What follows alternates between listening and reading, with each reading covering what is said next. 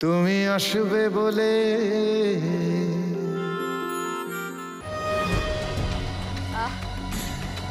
আমি কথা বলছি একটু পরে।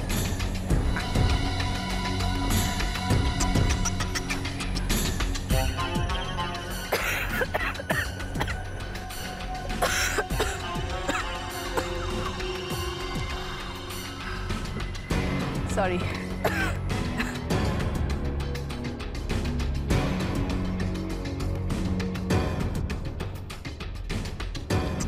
আপনারা জানেন বিগত কয়েকদিন ধরে আমি বেশ অসুস্থ ছিলাম, তবুও সেই অসুস্থ শরীর নিয়ে আমি আপনাদের সামনে এসেছি।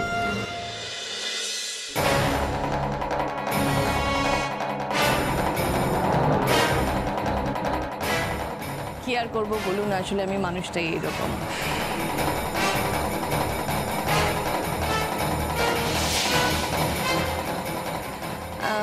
চিরটা কাল আপনারা আমাকে ঠিক এইভাবেই দেখে এসেছেন,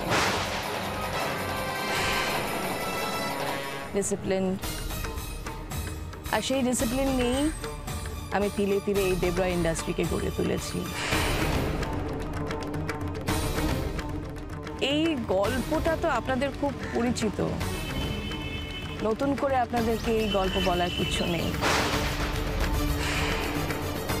দেবরা ইন্ডাস্ট্রির প্রতি আমার অবদানের কথা আপনারা সকলেই জানেন।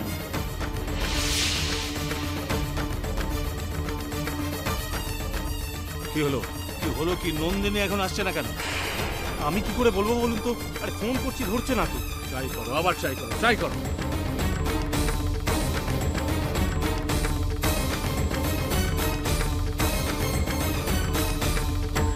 কিভাবে আমি এই কোম্পানিকে একটা অঙ্কুর থেকে প্রকাণ্ড মহিরুহে পরিণত করেছি সেটা আপনাদের কারোরও অজানা নয়। এই গল্পটা নতুন করে হয়তো আপনাদেরকে বলতে হবে না, আপনারা সকলেই জানেন। অবশ্যই রাহুল যদি আমার সঙ্গে না থাকতো সেটা সম্ভব হতো না।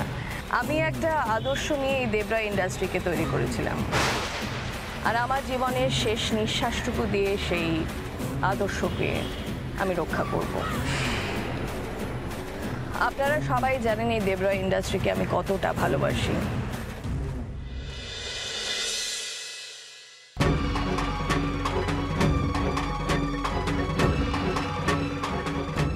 নন্দিনী, কি আর বলবো, সেদিনের মেয়ে, এই সবে বিয়ে হয়ে এই বাড়িতে এসেছে, এখনো 1 বছরও হয়নি। দেবরায় পরিবারকেই যে এখনো অবধি নিজের বলে মনে করে না, সে দেবরা গ্রুপ অফ ইন্ডাস্ট্রিকে কি করে আপন বলে মনে করবে? কি আর করা যাবে, এখনো অবধি তো এসে পৌঁছতেই পারলো না সেই নন্দিনী।